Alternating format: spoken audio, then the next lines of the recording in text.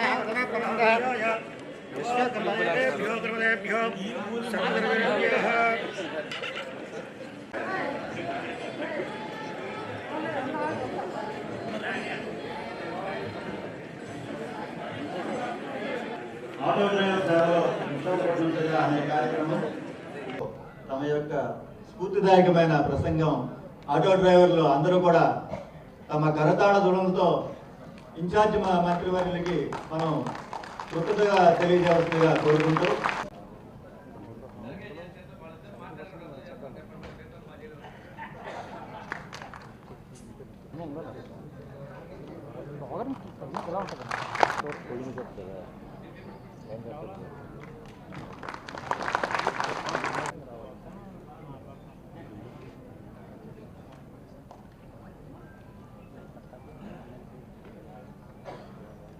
లోకేష్ గారి నాయకత్వంలో విషయం ఎలా ముందు సాగాలంటే వెంటనే స్పందించి ఎంతమంది ఆటో డ్రైవర్లు ఉన్నారు వాళ్ళ లెక్కలు తీయని చెప్పి అధికారులకు ఆదేశాలు ఇచ్చి ఎంత ఖర్చైనా పర్లా చిన్న చిన్న కుటుంబాలు ఆ కుటుంబాలకు 5,000 రూపాయల చొప్పున ఇవాళ ఇచ్చినటువంటి ఆటో డ్రైవర్ నేస్తం అని పథకం పెట్టించినటువంటి ముఖ్యమంత్రి గౌరవ ముఖ్యమంత్రి చంద్రబాబు నాయుడు గారికి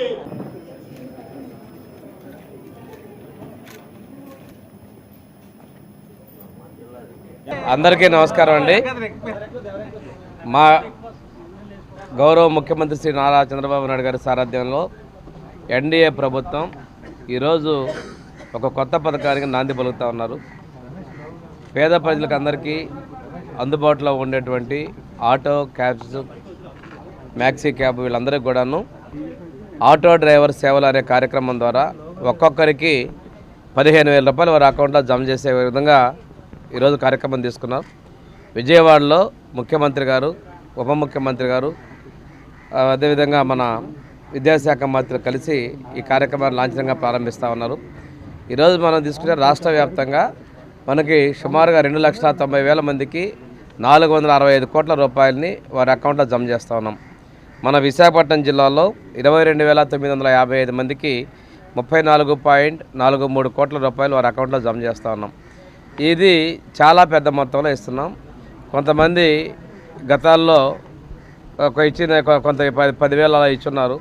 మేము ఎన్నికల మేనిఫెస్టో చెప్పకపోయినప్పటికి కూడాను మన ఆటో యజమానులు డ్రైవర్లు చెప్పిన వారి యొక్క సూచనల ప్రకారం వారికి ఇబ్బందులు రాకూడదనే ఉద్దేశంతో ఇది అందిస్తూ ఉన్నాం. ఒకసారి తీసుకుంటే ఆటోలకి లైఫ్ ట్యాక్స్ని కూడా మేము రద్దు చేసాం 2019 ముందు. ఆ రోజు ముఖ్యమంత్రి శ్రీ నారా చంద్రబాబు నాయుడు 3.0 ప్రోగ్రాంలో ఆయన 3వసారి ముఖ్యమంత్రి అయిన సందర్భంలో ఆటో వాళ్ళకి మనం ఉన్నటువంటి లైఫ్ ట్యాక్స్ రద్దు చేయడం జరిగింది. అదేవిధంగా మోటార్ ఫీల్డ్లో ఉన్నటువంటి గ్రీన్ ట్యాక్స్ను కూడా ఈరోజు రద్దు చేయడం జరిగింది. ఏదైనా కానీ ప్రభుత్వం పూర్తి స్థాయిలో పేదలకు అండగా ఉన్న లక్ష్యంతో మేము ముందుకెళ్తా ఉన్నాం.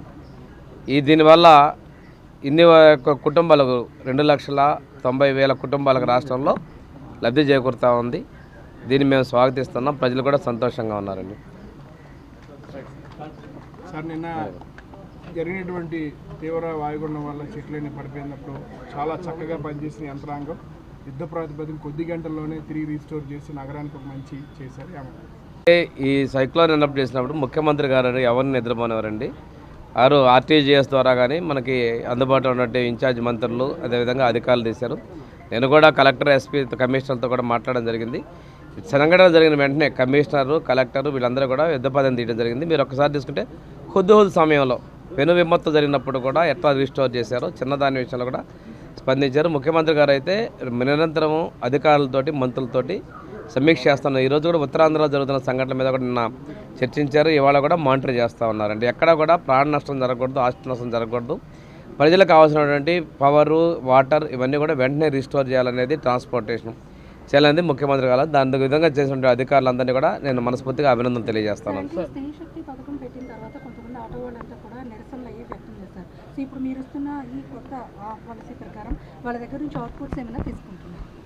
అంటే స్త్రీశక్తి మేము ఎన్నికల మేనిఫెస్టో చెప్పామండి. మాకు మంచి స్పందన వచ్చింది.